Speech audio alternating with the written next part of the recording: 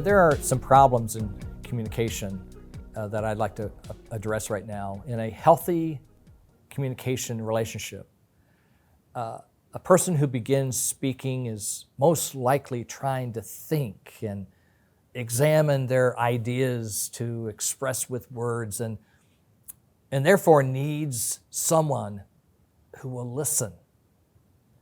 When this happens, the listener can be very helpful by reflecting back with their intention of really trying to understand what the speaker just said.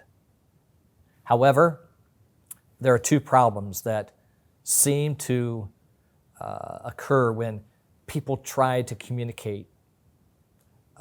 Number one is the problems that people prefer agreement rather than thinking. Have you ever said something that you wish you could just take back?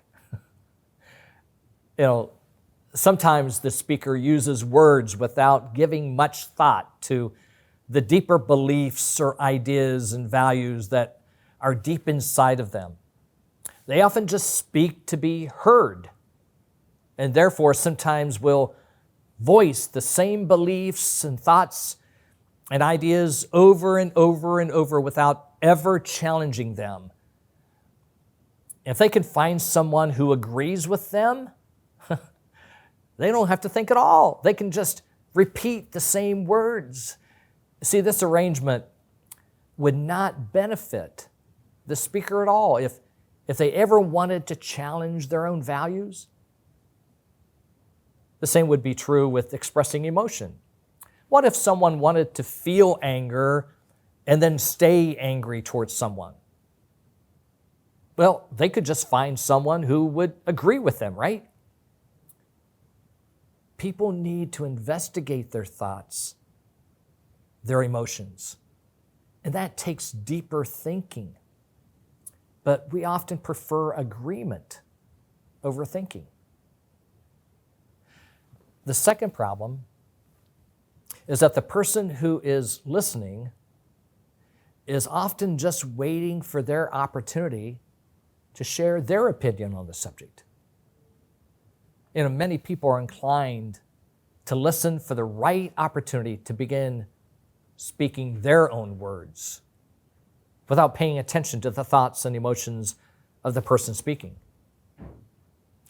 People who don't listen well, I think, believe their words are more important than others. So the conversation becomes the act of speaking words without deeper thinking and understanding.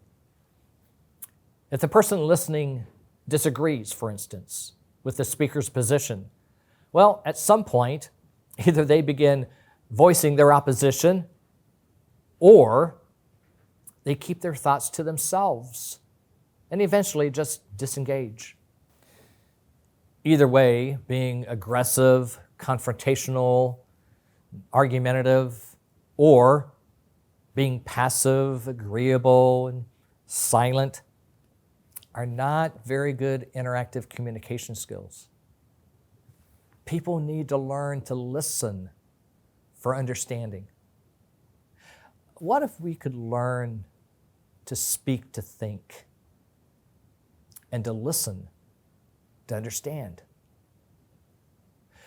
The 8-week communication course we hope that you will entertain will help people speak to think and listen to understand.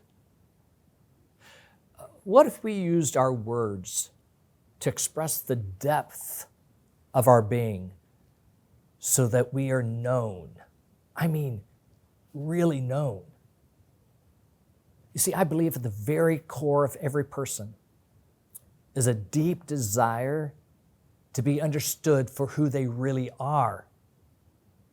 We often have a desire to speak with meaning and purpose, to speak into a person versus speaking to a person. Communication is the co-creation of identity, being known and to know. Speaking is the art of thinking in motion. It's the combination of thoughts and beliefs and values and emotions that all collide in our brain, right? And when we attempt to put words to these thoughts and emotions, our brain is in the process of investigating and challenging them as to their accuracy and their precision. And then we start speaking out loud, which is our effort of making sense of what we truthfully believe and feel. This is how we try to be known. And listening is the art of understanding in stillness. See, listening is setting one's own thoughts and beliefs and emotions on the back burner and listening instead to someone else's thoughts and emotions for the purpose of getting to know and understand them.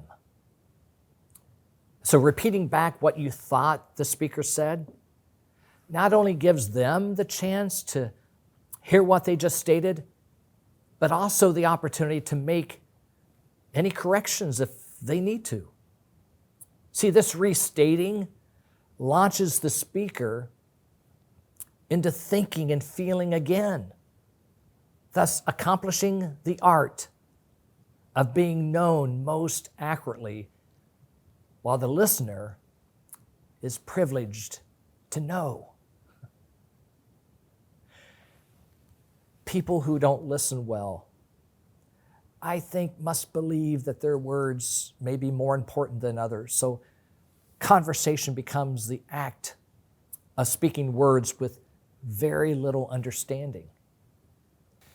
Listening well is an activity that gives meaning to the conversation.